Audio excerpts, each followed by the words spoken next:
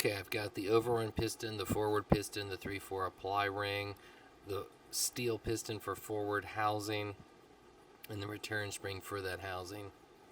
I'll take the steel forward piston housing that I've already cleaned up, apply a little bit of trans gel on all the surfaces that are going to make contact with the forward piston and the 3/4 piston. It installs very easily by hand, just twisting and pushing. It'll go in, you don't need any special tools. I'll then take and set that assembly on top of the 3/4 apply spring and ring.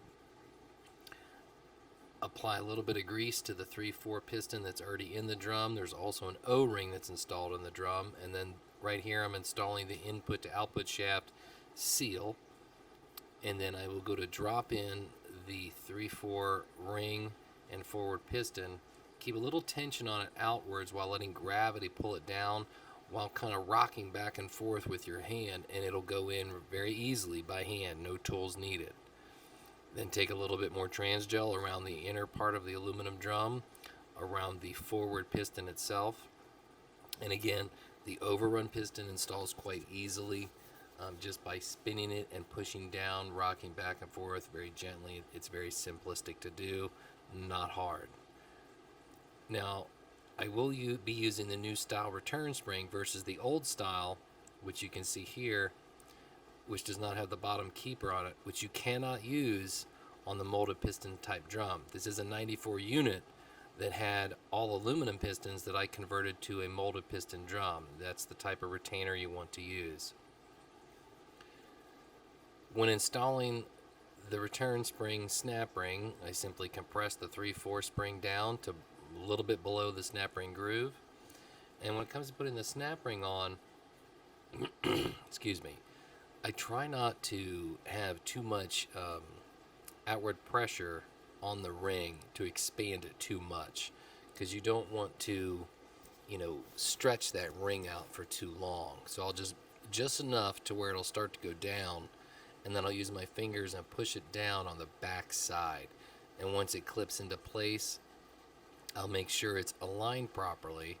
You can't see what I'm doing, but I'm actually rotating the ring a little bit because there's 4 little retaining tabs built into the return spring itself, and you never want to have that gap of your snap ring exposing one of those keeper areas. I'll show you here in a moment when I turn the camera around. You'll see what I mean.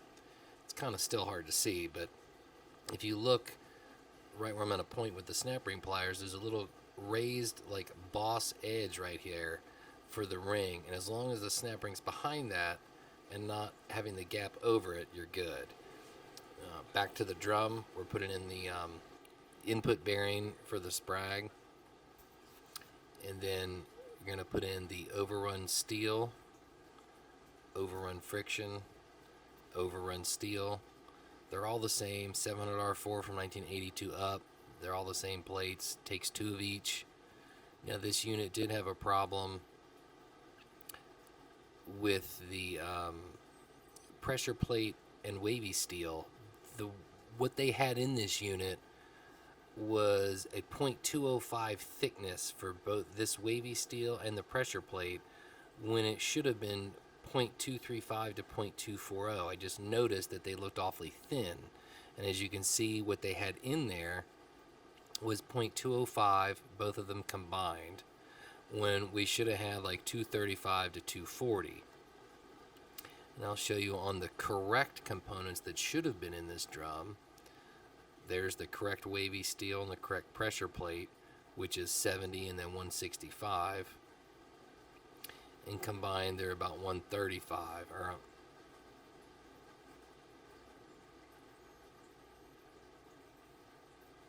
I'm sorry, 235. But yeah, you can see that it's you got 70 thousandths on the wave, you got 165 on the pressure plate. On the ones they had in there, the pressure plate was 145, and then the wavy steel is only 0.55, which gave a deficit of too much of a gap of 30 to 35 thousandths, which did lead to the forward plates actually getting welded together in this unit, which obviously is a problem. The overrun plates started to chip too, quite bad. They were chipping very badly in this unit. But I will be putting in the correct pressure plate and the correct wavy steel for forward. Well, overrun slash forward. It's the overrun pressure plate, and then the wave steel for forward. On the input Sprag, you can see how I have the open edge of the Sprag to the right whenever it's flipped over like that. Then I flip over the Sprag and set it on top of the hub. I'll put on one of my caps onto the inner race, and then gently rotate counterclockwise, and it'll fall right down in. Very easy to install this way. Then I'll take my cap, my other cap for the Sprag, make sure it fits flush, which it does, and then I'll pull the cap back off so I can preload the Sprag with some form of lube. You could use just tranny fluid. I prefer to use actually some assembly grease in this area, just to, no issues at first startup whenever the customer runs the vehicle for the first time. I will, load it up a decent amount, but it is the gold trans gel, so it's, it's not, it dissolves very easily compared to the red and the blue.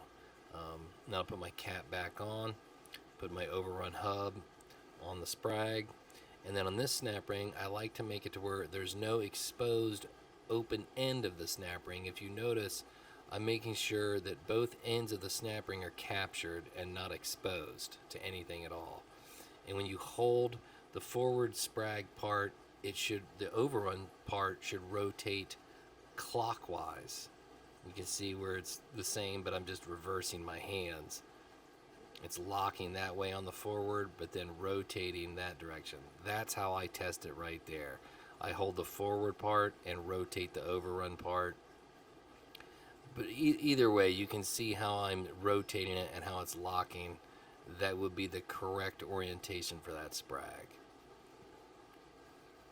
Then just dropping the Sprag down in, making sure it fits correctly. We already have the bearing in. Just rotating back and forth till it drops over the two overrun plates.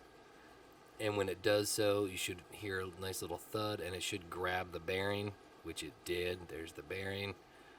I'll put it back into the Sprag assembly and then work it back down onto the two overrun frictions. And when it comes to the forward frictions and steels, now, they changed them 85, 87, but these are the thicker steels with the thinner friction.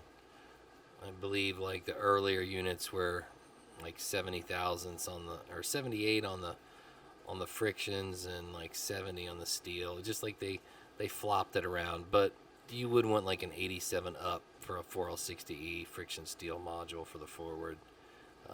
But just alternating. You put the wavy steel for forward, the flat steel for forward, and then a friction, and then you just alternate until you're up to the top pressure plate. As far as the gap set on this, you can play with them. You could, for example, use like a thicker, if it was too loose, you could use a thicker steel, like an 82 to 84 friction. I believe are 78 thousandths thick versus the 70 thousandths. But generally you don't have to mess with that, but you can in some instances, which I was surprised I didn't have that issue when changing it over, because sometimes you will. And they do have selective pressure plates too, so you can change those as well. But I could tell just from past experience of how the pressure plate looks from the top of the pressure plate to the bottom of the snap ring groove. I can see that it's right about like 50, 60 thousandths is where it's going to be, which is fine on a 5 stack unit. And I'm just kind of pointing out there that that's what I'm looking at, is the upper part of the pressure plate to the lower part of the snap ring gap. And as far as the snap ring goes, I've seen people put these in wrong as well. You want to make sure that it's lined up just like you see here, where the open end of the snap ring is actually in the lug towers itself and not dragging on one of the 3-4 apply feet, which can lead to a problem with the 3-4 apply where it won't be centered. It'll drag on one of the sides. But I am going to go over the rest of the build for the 3-4 plates, the pump, and stacking of the unit on the next couple videos.